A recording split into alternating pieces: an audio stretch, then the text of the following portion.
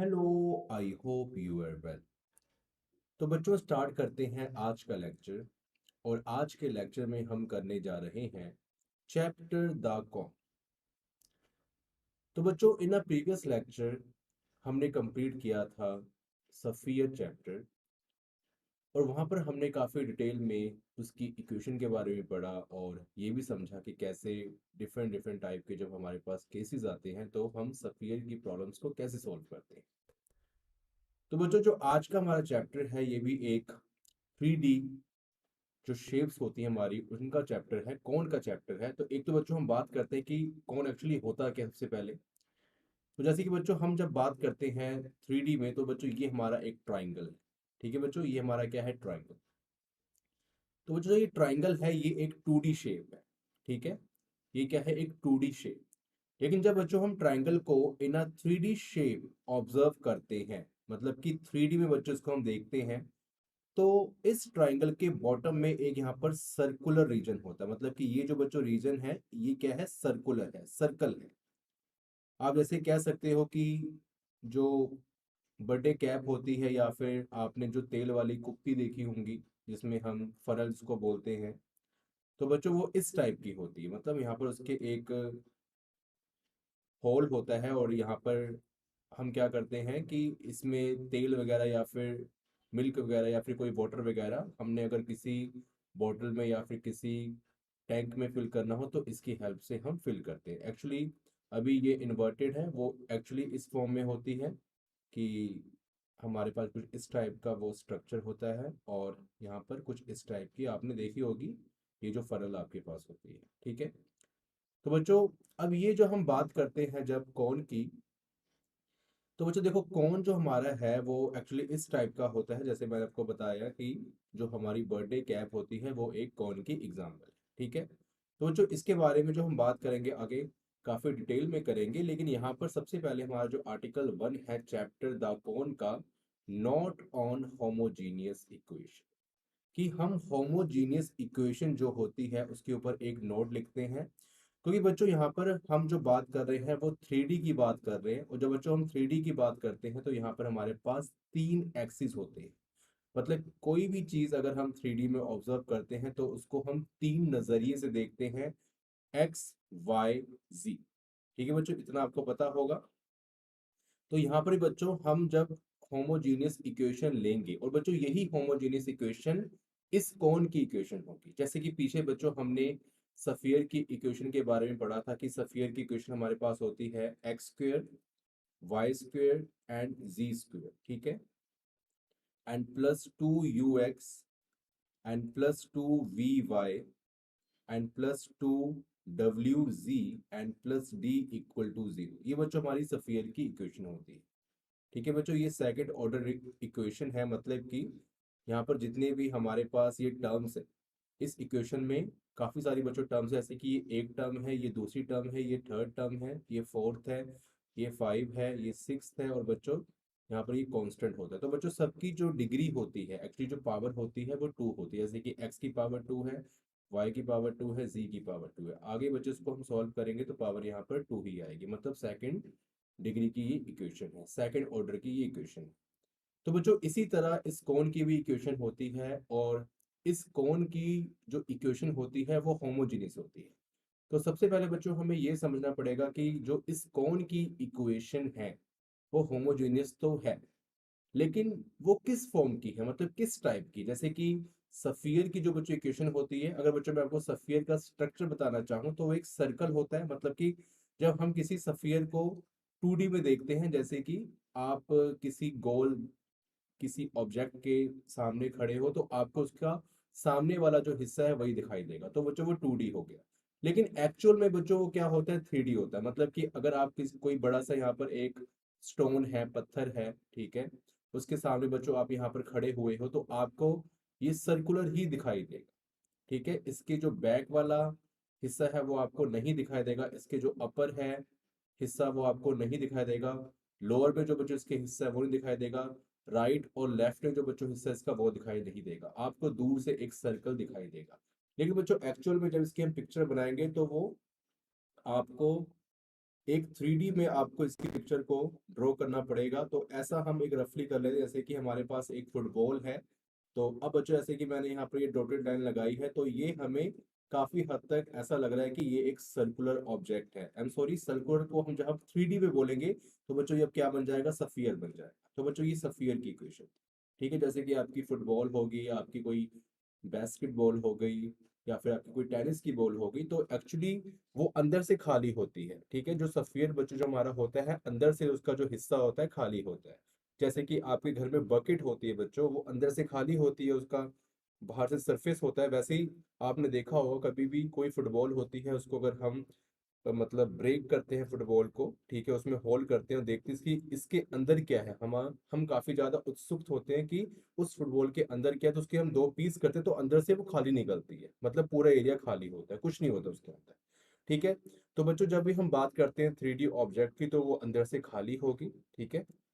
वैसे ही बच्चों, ये जो कैप होती है, आप कैप कह लो या फिर आप डायरेक्टली कौन कह लो, ये भी बच्चों क्या होती है, अंदर से खाली होती है। और जो बच्चों इसका बेस होता है, ये वाला बेस होता है, ये बच्चों एक सर्कल होता है। क्या होता है बच्चों, सर्कुलर, ठीक है। ये क्या होता है बच्चों, सर्कुलर, मतलब कि मैंने एक सर्कल बनाया, और इसका जो अगर मैं देखूं नीचे से इसे देखो तो ये मुझे सर्कुलर दिखाई देगा। और जब इसको मैं देखूंगा तो कुछ मतलब इसको अभी मैं बच्चों बॉटम से देख रहा हूँ, तो अंदर से मुझे कुछ ऐसा दिखाई देगा, होल सा, नीचे से मुझे ये सर्कुलर दिखाई देगा। तो बच्चों ये हमारा कौन होता है। तो बच्चों आई होप कि आपको समझ आ गया होगा कि कौन क्या होता है, ठीक है। अब बच्चों हम बात करते हैं इसकी होमोजीनियस इक्वेशन की, कि कौन की जो होमोजीनियस इक्वेशन है, कैसे बच्चों उसको हम डिफाइन कर सकते हैं, और what is the meaning of the homogeneous equation. तो बच्चों यहाँ पर सबसे मेन बात है कि होमोजेनियस इक्वेशन को हमने सबसे पहले समझना है। और सबसे पहले बच्चों हमें ये भी समझना होगा कि होमोजेनियस इक्वेशन तो चलो ठीक है, लेकिन उससे पहले जो हमारे पास इक्वेशन है वो क्या होती है, ठीक है। तो जब तक बच्चों आपको नहीं पता कि इक्वेशन क्या होती है, तब तक आप नहीं बता सकते कि होमोजेनियस इक्वेशन क्या होती है, ठीक है। तो पहले बच्चों आपको ये समझना होगा कि इक्वेशन क्या होती है, ठीक है। तो देखिए बच्चों, मैं अगर बच्चों यहाँ पर कोई मैथमेटिकल फॉर्म लिखूं, ठीक है। अब मैं बच्चों जब बात करूंगा मैथमेटिकल फॉर्म की, तो हमारे पास जो बच्चों नंबर्स होते हैं वो टू टाइप्स के होते हैं, ठीक है। जो बच्चों नंबर हमारे पास होते हैं वो टू टाइप्स के होते हैं नंबर।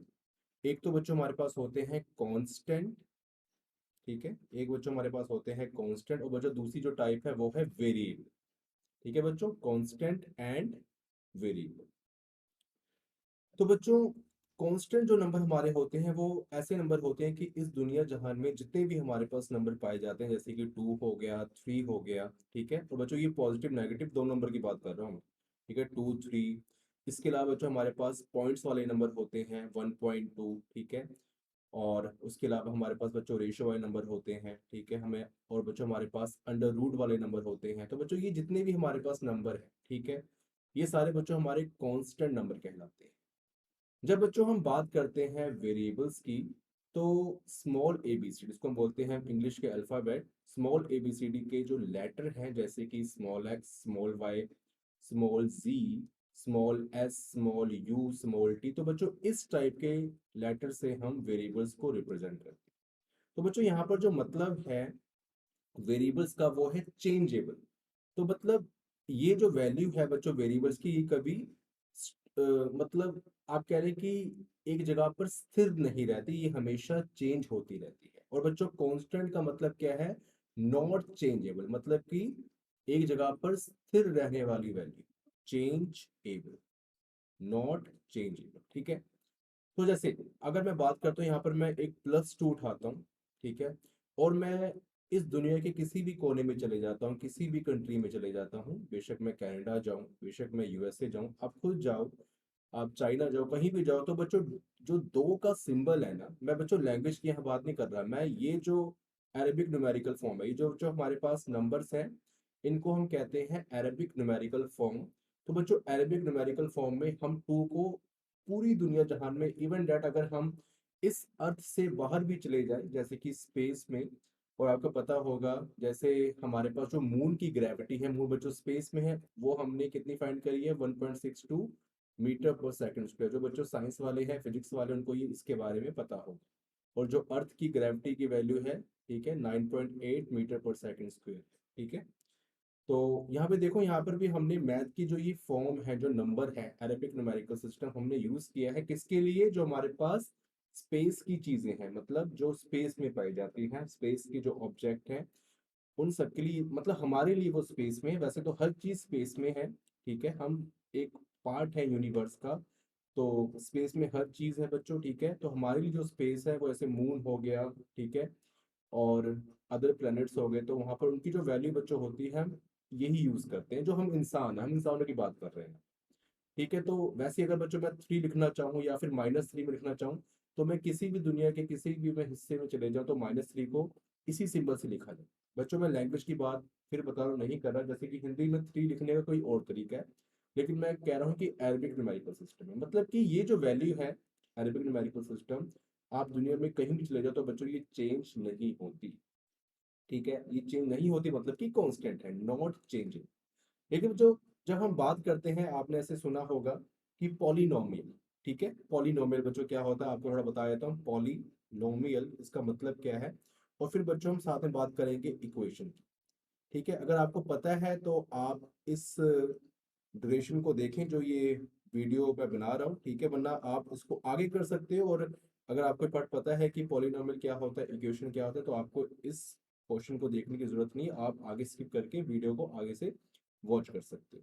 तो देखो बच्चों, जब हम किसी भी यहाँ पर ऐसी फॉर्म को लिखते हैं 2x+3, ठीक है, तो देखिए बच्चों, यहाँ पर x क्या है वेरिएबल, 2 क्या है कांस्टेंट, 3 क्या है कांस्टेंट। अब आपको बता रहा हूँ, देखो ये जो x है ये भी एक नंबर है। कैसे, जैसे कि आपने देखा होगा कि जब कभी हम x वगैरह को सॉल्व करते हैं, आपने छोटी क्लासेस में देखा होगा कि आपके पास कुछ ऐसी फॉर्म होती है या फिर कुछ ऐसी फॉर्म आपके पास होती है, 2x² + 4x एंड +3। आप बच्चों इसको सॉल्व करते हो तो आपके पास x की डिफरेंट डिफरेंट वैल्यू आती है। जैसे कि यहाँ पर x की जो हाईएस्ट पावर कुछ नहीं है, मतलब कि 1 पावर है x की। तो अगर आप इसको बच्चों सॉल्व करेंगे तो x की पावर यहाँ पर एक वैल्यू आएगी, मतलब जैसे कि मान के चलो कि यहाँ 2 वैल्यू आ जाती है। ये बच्चों मैं मान के चल रहा हूँ, ये नहीं कह रहा कि यहाँ 2 वैल्यू आएगी। वैसे तो इसको सॉल्व करूंगा तो x की वैल्यू यहाँ पर बच्चों कितनी आएगी, x की वैल्यू यहाँ पर आएगी -3/2 आएगी। कैसे, क्यों, मैं इसको मतलब रख लूंगा 2x+3 को =0 पुट कर दूंगा, 3 को बच्चों उस तरह भेजूंगा तो बन जाएगा 2x =-3, और ये इस 2 को बच्चों मैं नीचे भेज दूंगा। ठीक है, जब बच्चों इस 2 को मैं नीचे भेज दूंगा, यहाँ पर मल्टीप्लाई हो रहा है 2 यहाँ पर, जब बच्चों इसको मैं नीचे भेजूंगा तो हमारे पास x की वैल्यू सिर्फ एक वैल्यू आएगी -3/2, मतलब कि एक वैल्यू आई है। कहने का मतलब मेरा ये है। यहाँ पर बच्चों देखो x यहाँ पर भी इसकी पावर कुछ नहीं है, मतलब यहाँ पर जो हाईएस्ट पावर x की 1 है और यहाँ पर x की पावर 2 है हाईएस्ट। तो बच्चों इसको जब मैं सॉल्व करूंगा तो यहाँ पर बच्चों हमारे पास देखो x की कितनी वैल्यू आएगी, दो वैल्यू है, 2 और 3 वैल्यू। ठीक है, और वैसे ही बच्चों हमारे पास जब हम सॉल्व करते हैं इसके अलावा, मतलब हमारे पास अगर क्यूबिक फॉर्म हो, इसको बच्चों बोलते हैं क्यूबिक फॉर्म, कि जब x की जो हाईएस्ट पावर है वो बच्चों कितनी होती है, 3 होती है। तो बच्चों ये हमारी कहते हैं क्यूबिक फॉर्म है, इसको बोलते हैं क्यूबिक पॉलिनोमियल। तो x की जो हाईएस्ट पावर 3 है, मतलब कि जब मैं x की वैल्यू को सॉल्व करूंगा तो बच्चों यहाँ पर हमारे पास 3 वैल्यूज आएगी, मतलब कि मान के चलो 2, 3 और 4 आ गई। ठीक है, और ऐसा ही बच्चों हो सकता है कि इसको मैं फर्दर सॉल्व करूंगा तो हो सकता है कि अगर मैंने यहाँ पर एक इक्वेशन और ले ली, 2x+4 ले ली, तो अब फर्दर बच्चों क्या होगा, मैं इसको बच्चों आई कर देता हूँ कि फर्दर बच्चों देखो क्या होगा, जो x की वैल्यू है इसको बच्चों में सॉल्व करने पर x की वैल्यू यहाँ पर आएगी -4/2। ठीक है, तो इसको बच्चों में जब सॉल्व करता हूँ -4/2 को, तो ये बच्चों हमारा बन जाएगा -2, मतलब x की वैल्यू दोबारा हमारी 1 हो गई। देखो बच्चों, 1 से 2 हुई, 2 से 3 हुई, 3 से 1 हो गई, मतलब कि यहाँ जो वैल्यू वो हमारी चेंज हो रही है। वैल्यू जो बच्चों हमारी है वो 1 से 2, 2 से 3, 3 से 1, मतलब कभी बढ़ रही है, 1 से 2 बढ़ रही है, और 2 से 3 हुई ये भी बढ़ रही, फिर 3 से 1 हुई ये घट गई, मतलब डिक्रीज हो। तो यहाँ पर जो बच्चों ये वैल्यू है, यहाँ पर x भी बच्चों हो सकता है। अगर आपकी जो पॉलिनोमियल है वो बच्चों y की फॉर्म में हो तो आपको यहाँ पर y लिखना पड़ेगा, तो आपके पास फिर यहाँ पर y की वैल्यू आएगी। ठीक है, वो x y z s u t कोई भी इंग्लिश अल्फाबेट में हो सकता है, ज्यादातर हम यही यूज करते हैं। ठीक है, तो देखो बच्चों ये हो गया हमारा वेरिएबल, मतलब जो कि स्टेबल नहीं है। जैसे कि मैं किसी से पूछूं कि, जैसे मैंने आपको एग्जांपल दी थी पहले भी, कि अगर मैं दुनिया के किसी भी कोने में चले जाऊं और मैं बोलूं कि चलो मुझे 3 लिख के दिखाओ या फिर मुझे 4 लिख के दिखाओ, तो हर कोई, या फिर 5 लिख के दिखाओ, तो हर कोई इंसान जो होगा अरेबिक न्यूमेरिकल सिस्टम में 5 को इसी ढंग से लिखेगा। ठीक है, लेकिन अगर मैं ये बोलूं कि x की वैल्यू लिख के दिखाओ, ठीक है, अब x की वैल्यू के लिए सबसे पहले हमें ये पता होना चाहिए कि हमारे पास जो पॉलिनोमियल्स है वो कौन सा है, ये वाला पॉलिनोमियल है, ये वाला है, ये वाला है, ये वाला है, कौन सा है। ठीक है, हम कहेंगे जी ये वाला पॉलिनोमियल, ठीक है। फिर कहेगा इसकी वैल्यू बताओ एग्जैक्ट कि 2x+3 है या फिर 2x+4 है, या फिर, ठीक है, क्योंकि यहाँ पर देखो x की पावर 1 हाईएस्ट है, यहाँ पर बच्चों एक्स की पावर कुछ नहीं मतलब कि 1 हाईएस्ट है, तो मैं कहूंगा कि एक्स की पावर 1 वाला है, इसको बोलते हैं लीनियर पॉलिनोमियल। ठीक है, क्या बोलते हैं इसमें, एक्स की पावर 1 हो हाईएस्ट तो उसको क्या बोलते हैं, लीनियर पॉलिनोमियल। मैं कहूंगा कि जी लीनियर पॉलिनोमियल है, तो एक्स की पावर इससे अंदाजा हो जाएगा कि एक आएगी। फिर वहां पर बच्चों बात ये आएगी कि किसी बच्चों को मैंने ये एग्जांपल दिया, किसी बच्चों को मैंने सॉल्व करने के लिए ये एग्जांपल दी, तो सबकी वैल्यू अलग अलग है, मतलब कि सबकी वैल्यू एक जैसी नहीं आएगी। ठीक है, किसी बच्चे को मैंने ये एग्जांपल दे दी, मतलब अगर मैं यहाँ पर वेरिएबल एक्स के बारे में बात करूं तो ये डिफाइन करना मुश्किल है, ये अंदाजा लगाना मुश्किल है कि एक्स की वैल्यू क्या होगी उस पर। लेकिन जब बच्चों मैं बात करूं कि 5 लिखो, तो 5 हर कोई 1 सेकंड से पहले पहले इसी ढंग से लिखे। ठीक है, तो यहाँ पर देखो एक्स की वैल्यू कोई कांस्टेंट मतलब नहीं है, ये वेरिएबल है, इसी चीज को हम बोलते हैं वेरिएबल। अब देखिए बच्चों, बात यहाँ आती है कि यहाँ पर ये पॉलिनोमियल और इक्वेशन क्या है। तो देखो बच्चों, मैं यहाँ पर ना थोड़ा सा इसको रब करता हूँ और आपको थोड़ा डिटेल में समझाता हूँ कि एक्चुअली पॉलिनोमियल होता क्या है। ठीक है, अब जो बच्चों पॉलिनोमियल है, ठीक है, उसके बाद आपको मैं बच्चों में इक्वेशन को भी बताऊंगा कि इक्वेशन क्या होती है। तो उससे पहले बच्चों, आप ये जो पोर्शन है ना, इतना जो मैं आपको बता रहा हूँ, इसको बच्चों आप नोट करो, इसको नोट करो, वीडियो को पोस्ट करो, इसको नोट करो कि आगे आपको ही काम आएगा, कभी भी जिंदगी में भी आगे काम आएगा, आप बड़ी क्लासेस में जाएंगे, हर जगह आपको काम आएगा। तो ये जो पोर्शन, इसको बच्चों रब कर देता हूँ और आपको अब मैं बात करता हूँ सिर्फ और सिर्फ, ठीक है, ये बच्चों आपने नोट कर लेना, उसके बाद जो मैं यहाँ पर लिखूंगा आपने वो नोट करना। और आपने अपनी कॉपी को, जो आपने नोट्स बना रखे हैं, उसको साथ में खोलना है, तभी इसको लिखना है। ये ना हो कि आप इसको मतलब नोट ही ना करो, इस पोर्शन को आपने ये सब लिख लिया। ठीक है, तो आपने ये सब चीज करनी है, तभी जाके काम हमारा क्लियर होगा। ठीक है बच्चों, तो ओके। तो बच्चों देखो, यहाँ पर अब हम बात करते हैं what is the polynomial, what is the polynomial, polynomial. ठीक है, पॉलिनोमियल बच्चों एक्चुअली हमारा होता क्या है। ओके, ये काफी विड्थ है इसकी। चलो, ठीक है बच्चों, तो व्हाट इज द पॉलिनोमियल। देखो, अगर बच्चों मैं यहाँ पर कोई फॉर्म लिखूं, मैं जल्दी जल्दी आपको बताऊंगा बच्चों, ठीक है, 2 सेकंड्स के अंदर अंदर, कि 2 सेकंड तो नहीं, 2 मिनट तक लग जाए, 2 मिनट तो लगेंगे, कि ये क्या होता है, ताकि आपको जल्दी से समझ आए। ठीक है, तो देखो बच्चों, यहाँ पर ये एक्स क्या वेरिएबल, 2 क्या कांस्टेंट, 3 क्या कांस्टेंट। ठीक है, जब बच्चों इसको हम ऐसे लिखते हैं ना, इसको हम ऐसे भी लिख सकते हैं, 2x+3 और x की पावर 0। ठीक है, इसका मतलब देखो बच्चों क्या है, बच्चों यहाँ पर देखो x की पावर कुछ नहीं है, तो x की पावर कितनी है, 1। ठीक है, यहाँ कितनी एक्स की पावर है, एक्स की पावर को देखो बच्चों 1 है, और यहाँ पर कितनी एक्स की पावर 0 है। अब देखो 1 के बाद 0 आ गया, मतलब कि एक नंबर घट रहा है, ये डिक्रीजिंग ऑर्डर में। क्या है ये, डिक्रीजिंग ऑर्डर। उसी तरह एक्स की पावर मैंने लिख दिया 2+4x+3। तो देखो एक्स की पावर 2 है, एक्स की पावर 1 है, यहाँ पर कुछ नहीं है, तो एक्स की पावर 0 है। क्यों, देखो ये डिक्री, क्योंकि ये यहाँ पे 0 मैंने क्यों लगाया, क्योंकि ये पावर जो होती है पॉलिनोमियल में, ये डिक्रीजिंग ऑर्डर में होती है। यहाँ पर कुछ नहीं है तो एक्स की पावर 1 है, कुछ नहीं है तो एक्स की पावर 1 है, ये मत कहना कि 0। ठीक है, ये देखो यहाँ पर एक्स की पावर 0 है, तो 2 के बाद 1, 1 के बाद 0, मतलब कि डिक्रीजिंग ऑर्डर में पावर है। यहाँ पर भी देखो जो पावर है वो डिक्रीजिंग ऑर्डर में है, 1 के बाद 0। ठीक है, इसके अलावा बच्चों अगर हम बात करते हैं 2x³ and +4x² and +5x and +3। ठीक है, देखो बच्चों यहाँ पर x की पावर 3 है, यहाँ पर x की पावर 2 है, यहाँ पर x की पावर कुछ नहीं मतलब कि 1 है, और यहाँ पर x की पावर मतलब कि साथ में क्या है, 0 है।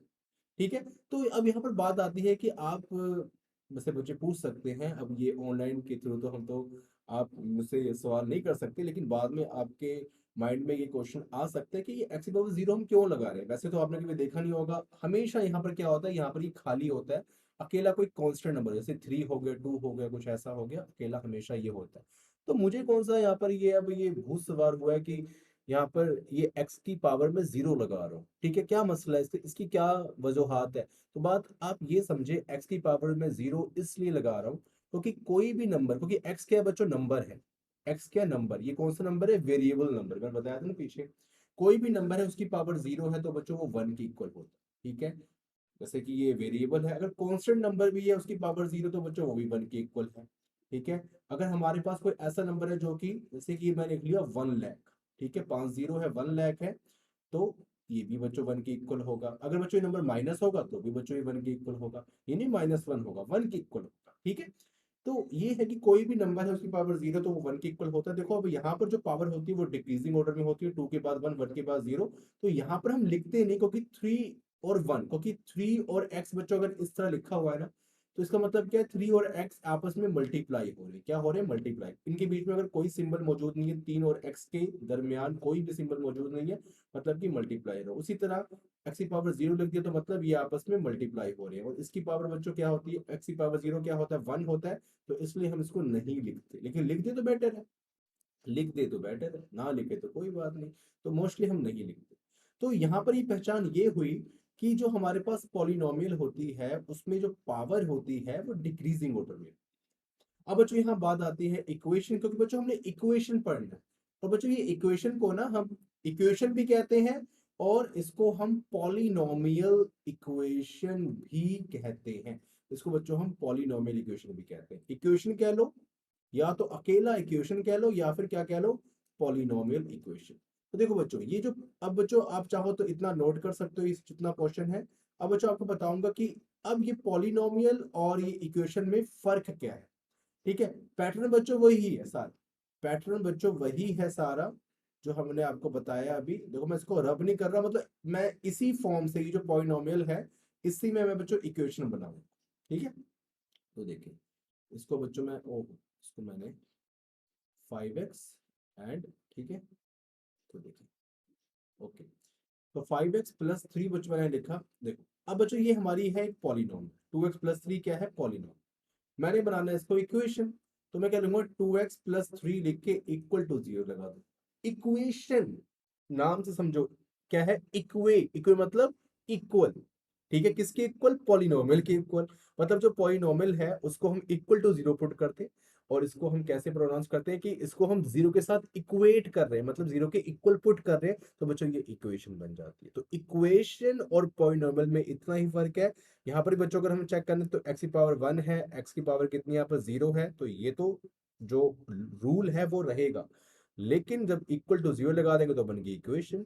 वैसे अगर हमारे पास ये है 2x² plus 4x and plus 3, ये भी बच्चों बन गई हमारी इक्वेशन। तो बच्चों इक्वेशन और पॉलिनोमियल में इतना फर्क है।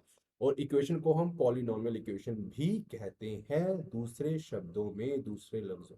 ठीक है। तो बच्चों आई होप कि आपको ये समझ आया होगा। अब बच्चों देखो यहाँ पर हमारे पास जो इक्वेशन थी ना, हम बच्चों इक्वेशन की बात करते हैं। ठीक है, मैं पॉलिनोमियल बच्चों रब कर लेता हूँ। यहाँ जो बच्चों हमारे पास जो इक्वेशन थी इसमें सिर्फ एक वेरिएबल था। इसमें बच्चों क्या था, सिर्फ और सिर्फ एक वेरिएबल, मतलब कि यहाँ पर एक्स था, एक्स ही चल रहा था। अगर कोई बच्चों लाइन की इक्वेशन होती है, आपने देखा होगा कि जैसे ग्राफ है, ठीक है, ये बच्चों हमारा ग्राफ हो गया, और इस ग्राफ पर, और इस ग्राफ पर अगर बच्चों मैं एक लाइन ड्रॉ करूं, ग्राफ थोड़ा सा अच्छा बना लेता हूँ। जैसे चलो ग्राफ थोड़ा सा अच्छा बनाते हैं हम। अगर जैसे कि बच्चों यहाँ पर मेरे पास एक ग्राफ है,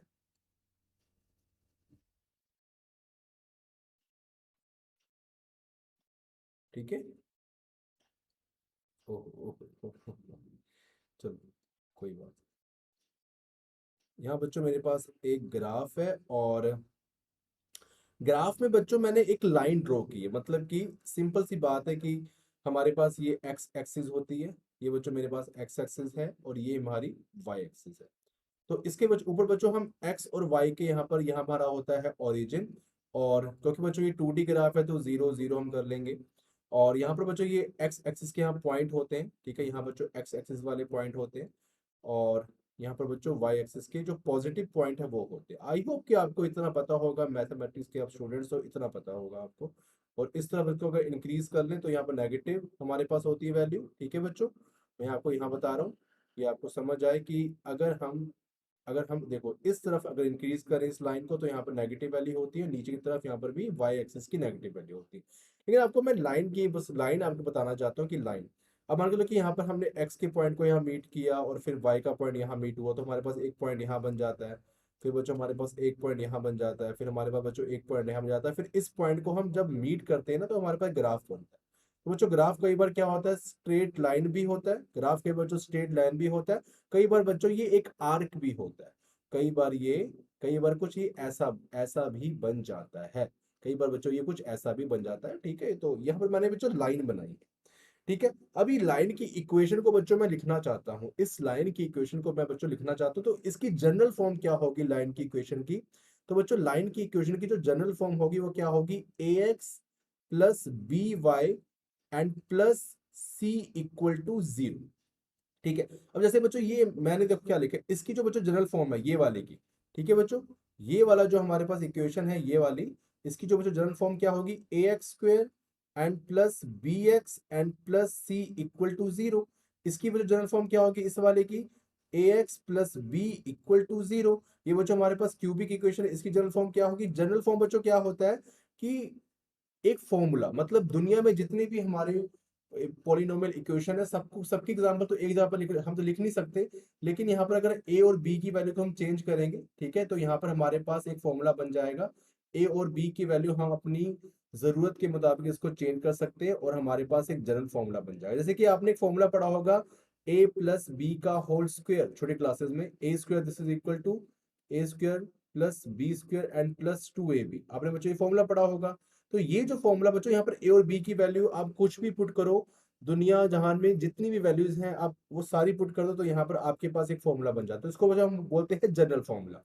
तो वैसे ही बच्चों यहाँ पर हमारे पास जो जनरल फॉर्मूला होगा वो ये होगा। अब मान के चलो कि यहाँ पर कुछ वैल्यू होगी हमारी, तो हो सकता है कि यहाँ पर 2x आ जाए, ठीक है, यहाँ पर 3y आ जाए और यहाँ पर 4 आ जाए इक्वल टू 0 आ जाए, कुछ ऐसा बच्चों हमारा बन जाए। ठीक है, तो यहाँ पर देखो जो हमारे पास इक्वेशन बनी है ना, अब उसको आप गौर करो कि यहाँ पर जो इक्वेशन है इसमें दो वेरिएबल है, एक तो x वेरिएबल है, एक y वेरिएबल है। तो बच्चों जो लाइन की इक्वेशन होती है ना सिंपल, वो दो वेरिएबल वाली होती है। क्या होती है बच्चों, दो वेरिएबल वाली। ठीक है, लेकिन बच्चों यहाँ पर जो हमारे पास है वो क्या है, एक कौन है। ठीक है, वो बच्चों क्या है, कौन। तो बच्चों इतना आप सारा नोट कर लेंगे कंटेंट, फिर आपको मैं आगे बताता हूँ कि कौन एक्चुअली होता क्या है और इसकी होमोजेनियस इक्वेशन क्या होती है। ठीक है, तो बच्चों ये सारा मैं रब कर देता हूँ, ये बच्चों सारा मैं रब कर देता हूँ और आपने इसको नोट करना है। ठीक है, काफी अच्छी तरीके से नोट करना है बच्चों, सारा मैं रब कर रहा हूँ। आई होप कि आपको अब समझ आ गया कि इक्वेशन क्या होती है। ठीक है, अब बच्चों हम डिटेल में बात करेंगे कि हमारे पास कौन है। और बच्चों कौन, जो मैंने आपको क्या बताया, एक 3D ऑब्जेक्ट है, मतलब इसको हम मोस्टली 3D में अगर कौन बोलेंगे तो बच्चों 3D हमारे सामने इसका जिक्र होगा, 3D। ठीक है, ठीक है बच्चों, तो कौन हमारे सामने क्या है, एक 3D ऑब्जेक्ट है। It's like that, this is a, हम यहाँ बना सकते हैं, दिस इज अ कौन। ठीक है, तो दिस, ओके, और यहाँ पर हम सिंपली चाहे तो इसको मीट कर सकते हैं ऐसे डॉटेड लाइन से। और ये बच्चों सर्कुलर रीजन होता है हमारा, जो नीचे बच्चों हमारा बनता है क्या होता है, ये सर्कुलर रीजन बनता है, मतलब कि एक सर्कल बनता है। ठीक है बच्चों, ये बच्चों हमारा क्या हो गया, एक कौन हो गया। ठीक है, अब बच्चों जब कौन है, जब हम इसको ग्राफ पर बनाते हैं तो इसके लिए बच्चों हमें 3D की जरूरत पड़ती है, क्योंकि बच्चों ये 3D ऑब्जेक्ट है, तो इसके लिए बच्चों हमें एक 3D ग्राफ की जरूरत पड़ती है हमेशा। जब भी बच्चों हम कौन बनाएंगे, कौन को रिप्रेजेंट, क्योंकि अगर हम कौन को 2D में बनाना चाहेंगे ना, 2D में, तो ये एक ट्रायंगल बन जाएगा, आपको मैंने बताया था। इसको सिर्फ हम सामने से ही वॉच कर सकते हैं। जब कौन को बच्चों हम यहाँ पर 2D में बनाते हैं, तो 2D में बच्चों इसको सिर्फ हम एक सामने से ही इसको हम वॉच कर सकते हैं। वेट, ओके, तो देखो बच्चों तो यहाँ पर अगर हम यहाँ पर देखो, ये बच्चों हमारा एक 3D ग्राफ होता है सिंपल। ठीक है, ये मैंने ग्राफ बनाया और आई होप कि आपको पता होगा कि 3D ग्राफ क्या होता है और क्या, कैसे इसको क्रिएट करते हैं। ठीक है, तो ये एक्चुअली जो तीनों लाइन होती है ना, ये वाली जो बच्चों यहाँ अगर हम रख लें एक्स एक्सिस, यहाँ बच्चों रख लें वाई एक्सिस, और बच्चों यहाँ हम रख लें जी एक्सिस, ये तीनों एक दूसरे के म्यूचुअली परपेंडिकुलर होती है। मतलब कि यहाँ पर जो एंगल है ये भी 90 डिग्री है। ठीक है, और मतलब एक्स एक्सिस और जी एक्सिस के बिटवीन जो एंगल है वो 90 डिग्री है। इसके अलावा ये वाई एक्सिस और एक्स एक्सिस के बिटवीन जो एंगल है ये भी 90 डिग्री है।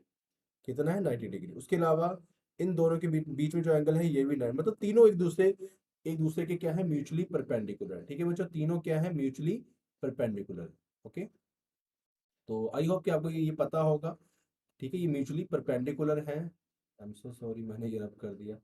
चलो मैं दोबारा इसको बना लेता हूँ, कोई बात नहीं।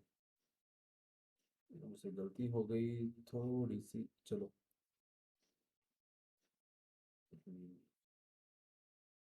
चलो ठीक है।